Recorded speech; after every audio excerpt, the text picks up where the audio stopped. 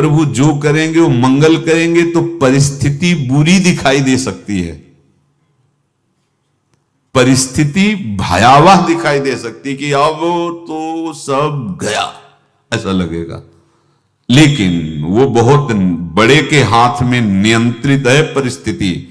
देखते देखते उस परिस्थिति का परिणाम निश्चिंत, निःशुल्क और निर्भय कर देने वाला हो जाएगा। साधन पथ पे हम इनको आदर्श मानकर चले तो बहुत जल्दी आनंद आ जाए। अब हमें किसी भी अड़चन से कोई भय नहीं, किसी भी अड़चन से भय नहीं। आप ये खिलवाड़ मत समझे, किसी भी अर्थ कोई तुम्हें नहीं रोक सकता आप श्री जी से मिलने के लिए। साधक तीन बातें आरंभ से देखे कि हमारे जीवन में आ रही हैं कि नहीं। पहली बात, भगवान पर पूर्ण श्रद्धा विश्वास। अनंत ब्रह्मांडों के स्वामी हैं, काल भी उनके अधीन है। डरना क्यों भाई, किस बात का डर लगना है? अगर डर है, भय है, तो अभी श्रद्धा विश्वास स्वामी में नहीं है। अगर हमें हृदय में कष्ट अपना प्रभाव पहुंचाना चाहता है, तो जैसे कोई ठंडी से बहुत कांप रहा हो और माता दौड़कर आवे, अपने हृदय से लगा के अपने शरीर का ताप देकर उसकी ठंड को दूर कर दे, ऐसे प्रियाजू करती हैं, ऐसे प्रियालाल करते हैं। ये कहा कहो बड़ भाग, नित नित रति हरिवंश हित, नित बरधत अनुराग, यह जो कृपा हरिवंश की। ये आपनो भाग आपन मुख, कहा तुझ श्री हरिवंश बल, हरिवंश भरोसे भय निडर, सो नित गर्जत हरिवंश बल। देखा है, कष्टों की बौछार है, ऐसे जैसे ऊपर से वर्षा हो रही है, भगवान शेष फणों का छत्र, संवर्तक मेघ प्रलयंकारी वर्ष रहे, गिरिराज जी का छत्र। ऐसे भक्त को कृपा छत्र से हर समय सुरक्षित रखा जाता है। भक्त बनने के लिए कोई विशेष लायकात की आवश्यकता नहीं। मैं समस्त गुणों से हीन, पर मैं अपने प्रभु का, बस यही लायकात है। प्रभु की सिवा यदि आपका कोई अन्य आश्रय है तो आपको धोखा लगेगा। नहीं तो सच्ची कह रहे हैं, इसी जन्म में निहाल हो जाओगे। एक बात केवल स्वीकार करो कि प्रभु के सिवा मेरा कोई नहीं है, और है भी नहीं। स्वीकार कर लोगे तो तुम्हें अनुभव में आने लगे। हम प्रतिपल देखते हैं, प्रतिपल, वो केवल अपनापन चाहते, केवल अपनापन, कोई दूसरा नहीं होना चाहिए। बस कहां बाहर तो देखो आप सब हमारे हो, अंदर से नहीं हो। अंदर से आप सब श्री जी के हो और हम आपके सेवक हैं। बाहर से आप गुरु मानो, जो भाव मानो, वो आपको श्री जी जाने। अंदर से हमारे आप श्री जी के जन हो और हम आपके सेवक हैं। बाहर से कुछ भी व्यवहार मानो, कोई बाहर से व्यवहार का कोई अस्तित्व नहीं, अंदर की बात का अस्तित्व होता है। आप सब हमारी स्वामिनी के परिकर हो, हम आपके दास हैं। बस इस बात से हमारा अपनापन आपसे है, नहीं श्री जी के सिवा किसी से कोई अपनापन नहीं। कि आप इसका प्रभाव समझिए। प्रभु को सिर्फ अपनापन चाहिए, सिर्फ अनन्यता। यदि उपासक में तीन बातें नहीं है तो अभी थोड़ी गड़बड़ी है। पहला, दृढ़ श्रद्धा विश्वास। दृढ़ श्रद्धा, अब नहीं, अब नहीं, अब नहीं, अब तो हाथ उठने का समय आ गया। अब क्या, अब नहीं, अब गाहक मत फंसाओ, बाजार बंद करो, हाथ उठा लो, चलो अपने घर चलो, समय आ गया, घर चलने का समय है। नहीं तो कलयुग अपनी बाजार ऐसी फैला देगा कि भूल जाओगे कि घर भी जाना है। दूसरी बात, जो गुरु ने भजन दिया उसमें तत्परता, सच्ची मानिए। जीवन भर कभी इस प्रमाद को गुरु कृपा से आने का अवसर नहीं दिया गया कि चैन से सोए हों और चैन से खाए हों पूरे जीवन में। कभी सुविधाओं को स्वीकार नहीं हुआ, पर साधन मार्ग में कभी भी शिथिलता नहीं हुई, तत्परता है। प्रभु पर पूर्ण श्रद्धा विश्वास और गुरु प्रदत्त साधन पर तत्परता, और तीसरा खास विषय इंद्रियों से भोगों को न भोगना। तब ये जो रंग है परमार्थ का, तब अब 2-4 माला की मनमानी आचरण की कहते हैं हमें भगवदानंद की स्फूर्ति नहीं होती। आपने रास्ता रखा है भगवदानंद का, बाजार लगाए बैठे हो अंदर हृदय में अन्य आसों की, अन्य भोगों की, अन्य चाहों की, अन्य मान्यताओं की। अरे खाली करो, ये सब माया का खेल है। एकमात्र प्रभु, बस जब ठन जाएगी ये बात। अच्छा गौर से देखो क्या है, जब चलोगे तो क्या होगा, चलने की तो सोचो, उस दिन की सोचो जिस दिन चलना है, और किस दिन चलना है पता ही नहीं है, तब तो और होश में हो जाओ। आपको कोई भी यहां सहयोग देने वाला नहीं, कोई भी वस्तु आपकी नहीं, कुछ भी आपके साथ नहीं जाएगा, तो होश में हो जाओ, संभाल लो, आगे की गति मत बिगाड़ो। 3 बातों पर ध्यान दीजिए, श्रद्धा और विश्वास अटूट अपने इष्ट पर। दूसरी बात, हमारे हृदय में जो गुरुदेव ने उपासना का बीज रोपण किया, तत्परता। देखो आपको हृदय की बात कहता हूं, माया के पास केवल प्रलोभन है, ये सुख में बांधती है। सुख का प्रलोभन अच्छे से सजा के पेश करके देना, साधक को भ्रष्ट करना, ये इसका स्वभाव है माया का। माया किसी व्यक्ति का नाम नहीं, किसी शरीर का नाम नहीं। भगवद विमुखता जिस वस्तु व्यक्ति स्थान से हो वही माया है। माया का मतलब थोड़ी जिसे कोई स्त्री शरीर पे आरोप कर दे या पुरुष शरीर पे आरोप कर दे ये तो माया है, तो और क्या है। मैं, मोर, तोर, तय और जहां तक इंद्रियां जाए, जहां तक मन जाए, सब माया ही है। इसको देखा है भगवान के पार्षदों ने।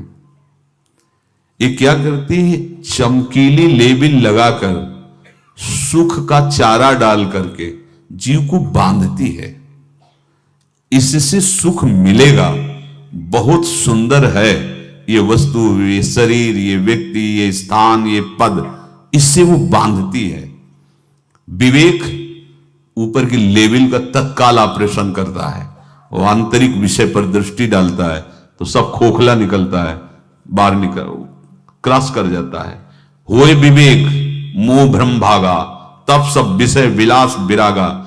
अज्ञानी उसी आकर्षण सुख में बंध जाता है, और सुख तो था नहीं, बंधन इतनी जोर का हो गया, अब मुक्त हो सकता नहीं, तो उसके हृदय में लगता है इसके बिना जी नहीं सकते, इस नशा के बिना, वस्तु के बिना, व्यक्ति के बिना। और एक सूक्ष्म बात, वो जब आपको सुख देगी तो आपको स्वतंत्रता का आभास कराएगी, और जब आप उसको छू लेंगे तो आपको परतंत्र बना देगी, भयभीत कर देगी। तो आप डाउन होकर के अपने अस्तित्व को मिटाकर पूरा जीवन बर्बाद कर देंगे। इन शब्दों को लिख लो, अपने हृदय में लिख लो। माया सुख में बांधती है नहीं उसके पास सुख। जिसे तुम सुख समझते हो वो सुख नहीं, बिल्कुल सुख नहीं, वो सुख की छाया है, तुम्हें समझ पड़ती नहीं, ये गिरधर की माया है।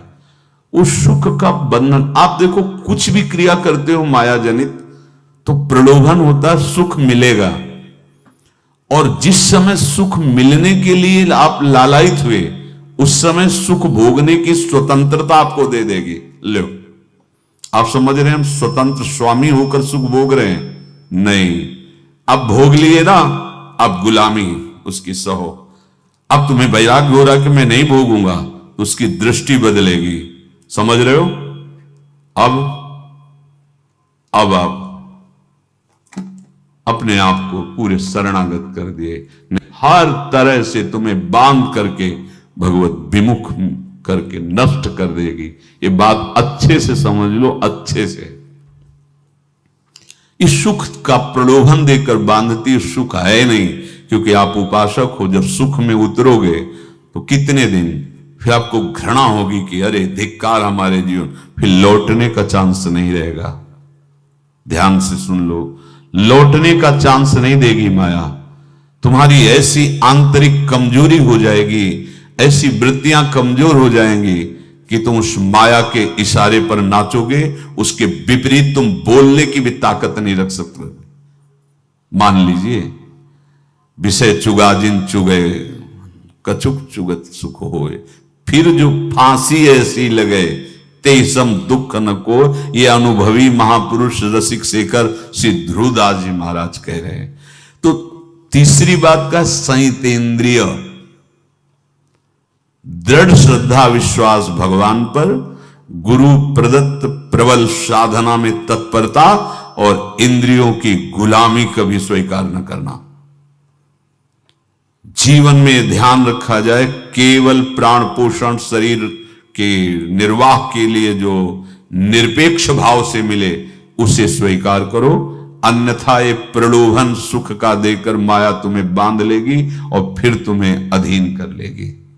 कितने ऐसे मार्ग में उत्साहित होकर चलते हैं, पर गुरु कृपा पात्र ना होने के कारण, चतुर खिलाड़ी ना होने के कारण वो प्रलोभन में फंस जाते हो। फंस गए तो फिर मछली का कांटा जानते हो, ऐसे अब वो चाहे जितना हिले डुले वो कांटा नहीं निकल सकता, अब तो उसको मरना ही पड़ेगा।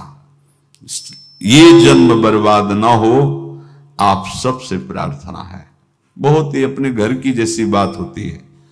इसका कार्य है माया का सुख में बांधना, सुख के प्रलोभन से, और आपको सुख भोगने के लिए स्वतंत्रता देना।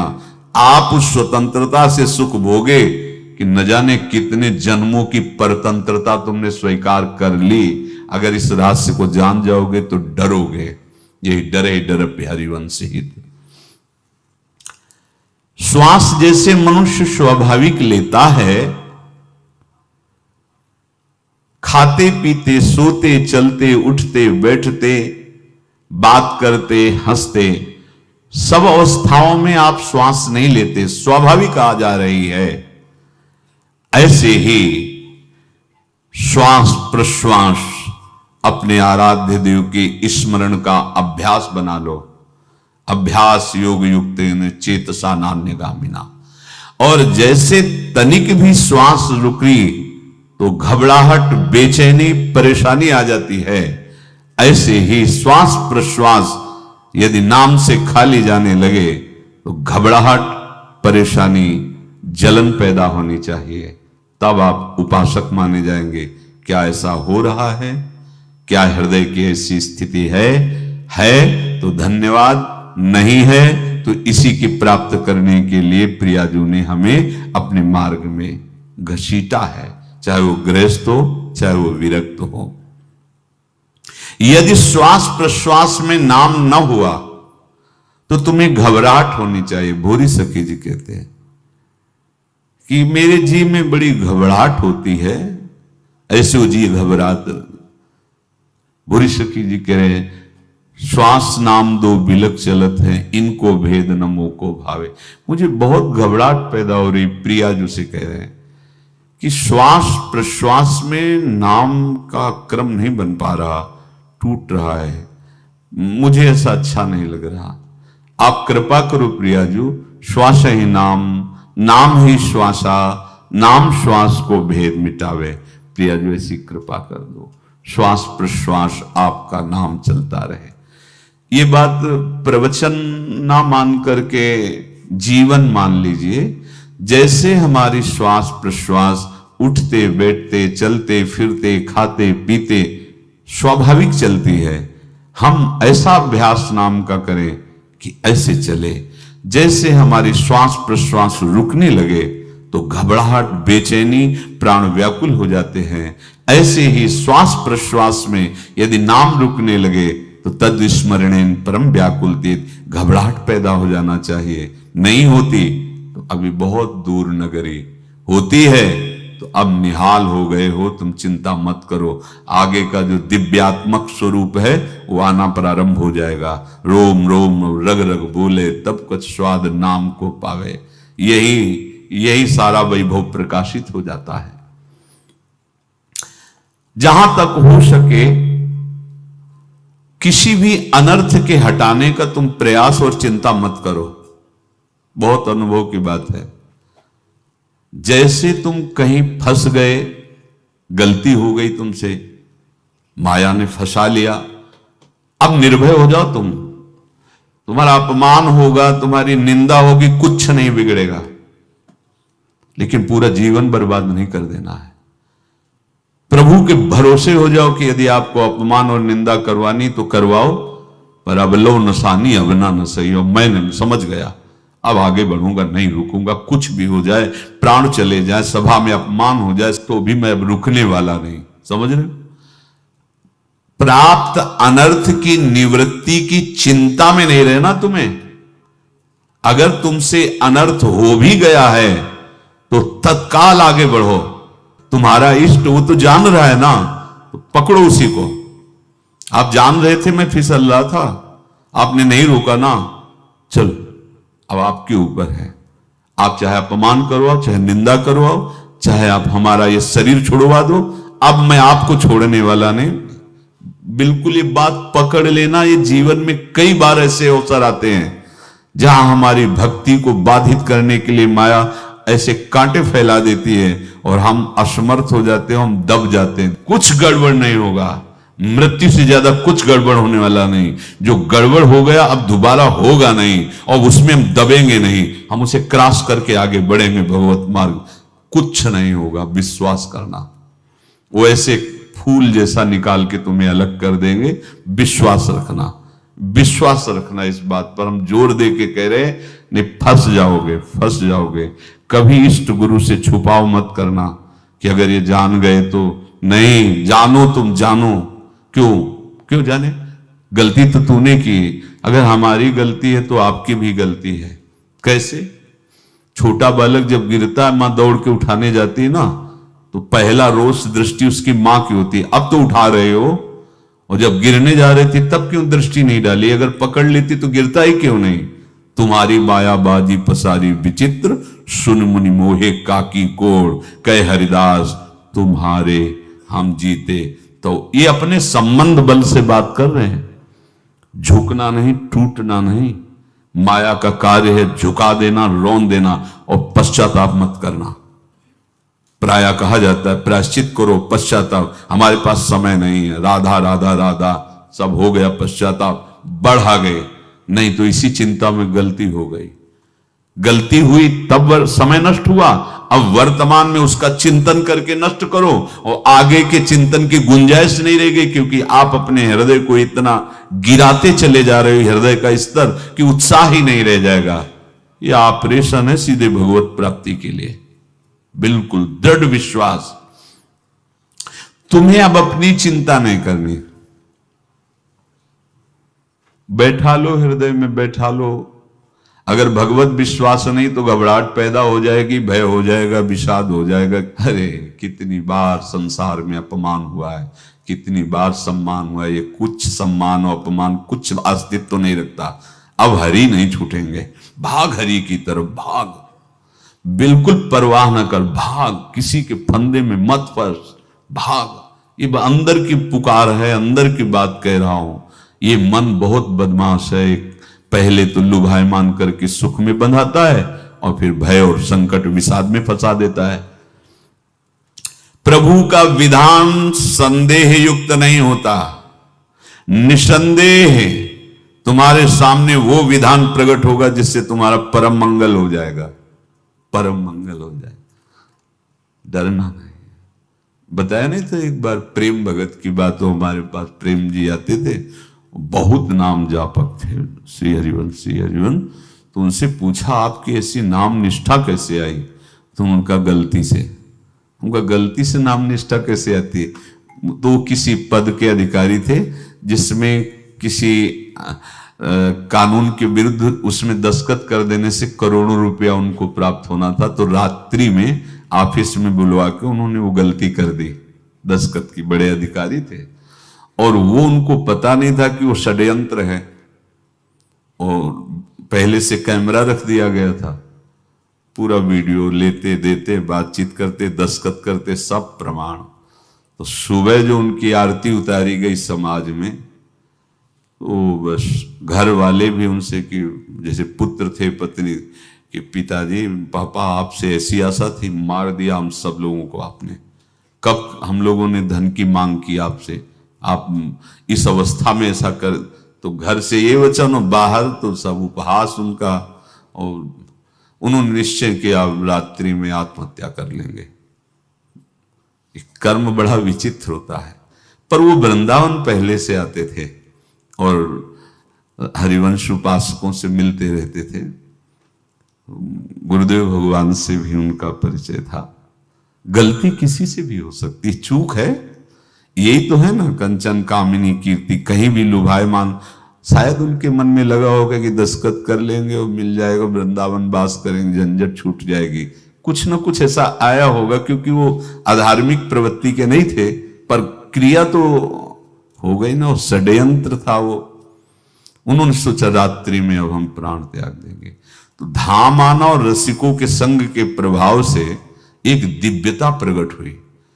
वो सबके सामने सोने का नाटक करके लेट गए, तो परिवार वालों, नजर तो सबकी थी कि विकसित है, परिवार वालों को लगा सो गए। तो रात्रि जब सोए थोड़ा ऐसे, तो वास्तविक नींद आ गई और स्वप्न में देखा कि कोई उनसे कह रहा, देखो तुम्हारे सिरहाने सेवक वाणी रखी है, इसको पकड़ो, मरने की जरूरत नहीं, सब ठीक हो जाएगा।